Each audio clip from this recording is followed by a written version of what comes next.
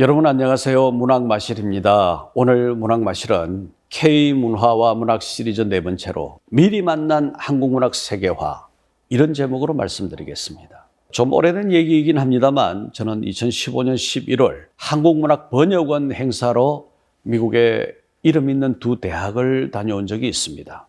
노스캐롤라이나의 듀크 대학과 애리조나의 애리조나 주립대학이 그 방문지였습니다. 그 방문 일정의 후감은 그때부터 한국문학의 세계화가 이미 하나의 상수, 변수가 아니라 상수가 되어가고 있다는 것이었습니다. 미국 동남부에 있는 듀크 대학에서는 이 문제에 직접 다가선 학술 컨퍼런스가 있었습니다. 이틀에 걸쳐 열린 이 국제회의는 미국의 KLA, Korean Literature Association, KLA가 주최하고 미국 전역에 있는 한국문학 연구자들이 참석하여 발표와 토론을 벌인 뜻깊은 자리였습니다. 한국에서 유학을 왔거나 이미 미국에 정착하여 이름 있는 대학에서 한국문학을 가르치는 교수들이 모든 순서를 영어로 이끌었습니다. 한국문학이 미국의 명문대학에서 영어로 논의되는 현장은 만만찮은 감동과 함께 여러 가지를 생각하게 했습니다. 여러분, 바야흐로 글로벌 시대입니다.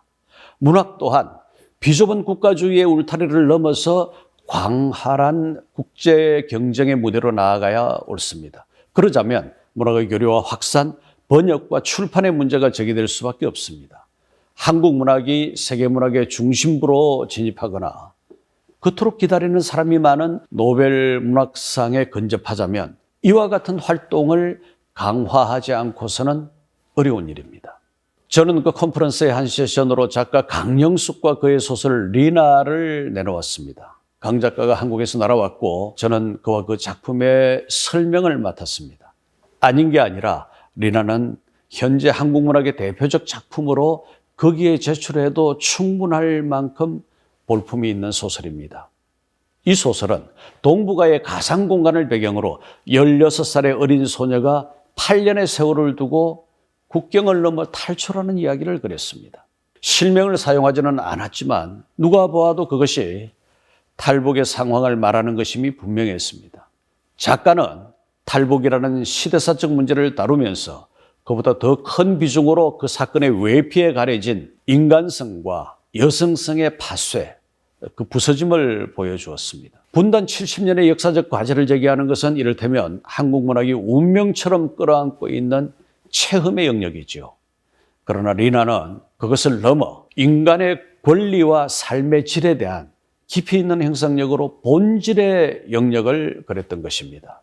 이처럼 한국 문학의 오랜 관습적 굴레를 넘어서서 새로운 의미의 심층을 보여준 것은 큰 걸음의 진보에 해당합니다. 그리고 그것으로 영문학의 현장에 토론의 자리를 마련한 시도는 값이 있었다고 생각됩니다. 해외의 다른 어느 지역에서도 보기 어려운 한국문학 세계화의 유용한 길목이 거기에 있었습니다. 미국의 달키 아카이브 출판사의 임원 제이크 스나이더는 리나와 더불어 한국문학의 우수한 문학작품들을 지속적으로 출간하겠다고 했습니다. 우리 문학의 영문 번역에 대한 그러한 약속은 매우 고무적이었고 또 학술 모임의 가치를 높이 평가하게 했습니다. 오늘의 한국문학에서 공간 확장, 탈경계의 논리는 그러한 세계화 추세와 맞물려 있습니다. 시대를 거슬러 살펴보면 한국문학의 대작가로 2008년에 타계한 박경리의 대작 토지에는 일제강점기의 중국 만주 지방에까지 이야기의 무대가 확장되어 있습니다.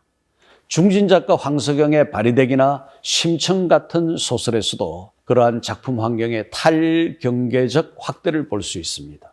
또 다른 중진작가 조정래의 정글만리는 한국의 미래를 위해 중국 비즈니스의 세계를 소설화한다는 창작 의도로 논란이 되기도 했지만 많이 읽힌 베스트셀러입니다. 중견작가 김인숙의 시드니 그 푸른 바다의 서다와 먼 길, 그리고 김영하의 빛의 제국과 검은 꽃 또한 유사한 탈경계의 사례입니다. 김인숙의 시드니 그 푸른 바다의 서다는 한국에서 호주로 이민 간 사람들에 관한 소설입니다. 한 남녀의 삶을 중심으로 한국과 호주의 접경지대에 선 사람들의 끈질긴 생명력과 사랑을 보여주었습니다. 같은 작가의 먼 길 역시 한국을 떠나 호주로 간 세 젊은이의 바람 많은 월경 전우사와 그 마음의 내면 풍경을 그렸습니다. 김영하의 검은꽃은 일제강점기에 멕시코로 이주한 조선인 노동자들의 이야기입니다. 거기에 밝은 꽃길은 없었습니다. 그 삶의 어둡고 참혹한 상황을 작가는 검은 꽃이라 불렀던 것이지요. 같은 작가의 빛의 제국은 한반도의 특수한 상황을 반영한 북한에서 남한으로 온 스파이의 이야기입니다. 김영하 특유의 기발한 상상력을 바탕으로 역사적 현실 속에서 실존적 삶을 조명했습니다. 한국과 베트남은 베트남 전쟁 이래 여러 측면에서 언원, 은혜와 원한이 얽혀 있었으나 그동안 빠른 속도로 우호 및 신뢰를 회복해왔습니다. 문학에 있어서도 동남아의 다른 나라에 비해 작가 교류가 활발합니다. 이러한 현상은 자연스럽게 소설의 배경에 베트남을 도입하게 했습니다. 그 대표적인 작가로 방현석은 베트남에 거주하는 한국인이 베트남 사람들의 아픔을 이해하는 과정을 그린 랍스터를 먹는 시간을 썼습니다. 그의 다른 작품 존재의 형식 또한 오랜 베트남과의 친화가 남긴 소설적 이야기를 담았습니다. 그해 듀크 대학 컨퍼런스 참석 이전에 제가 방문하고 강연을 한 애리조나 주립대학에서는 한국 문학과 북한 문학에 관심을 가진 수십 명의 미국인 학생들을 만날 수 있었습니다. 우리의 문화 정책은 이 대목에 유의해야 합니다. 그렇습니다. 한국 문학에 비상의 날개를 달아주는 일을 모국어의 강력에서만 할 수는 없는 것입니다. 시대는 이미 오래전에 글로벌의 문턱을 넘어섰고 문학은 이를 뒤쫓아가기에도 바쁜 형편입니다. 남북한 문학의 소통과 접촉 면적의 확대 또한 해외에서 한글로 창작되는 한민족 디아스포라 문학과의 연대를 통해 미개척의 지평을 열 수 있습니다. 이러한 한민족 문화권 문학계의 인식은 두 마리 토끼를 함께 좇을 수 있게 할 것입니다. 곧 민족적 화해 협력의 문학적 버전이 그 하나라면 한국 문학 세계화의 실질적 범주 확보가 다른 하나입니다. 한국의 근대화와 경제 개발이 성과를 이룬 만큼 국제적 관계성의 구축도 그러했더라면 하는 여러 유형의 복귀, 곧 반성이 있습니다. 지금부터라도 우리 문학의 세계화에 역점을 두고 실행을 모색하면 후대에서는 그와 같은 후회를 없애거나 줄일 수 있을 것입니다.